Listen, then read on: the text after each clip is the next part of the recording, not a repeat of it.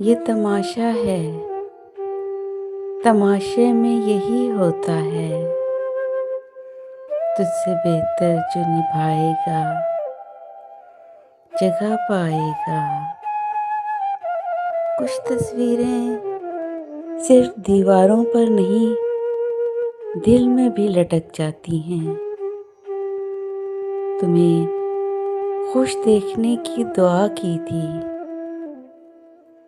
मगर खुद को तन्हा होता देख लिया। जिन ख्वाबों में तुम साथ थे, वो ख्वाब भी एक दिन टूट गए।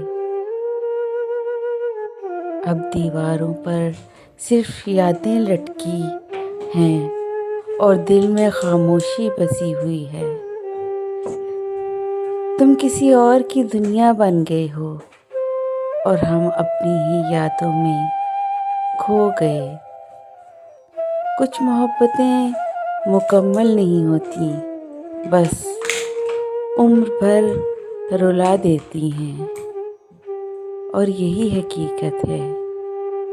Please subscribe my channel and press the bell icon.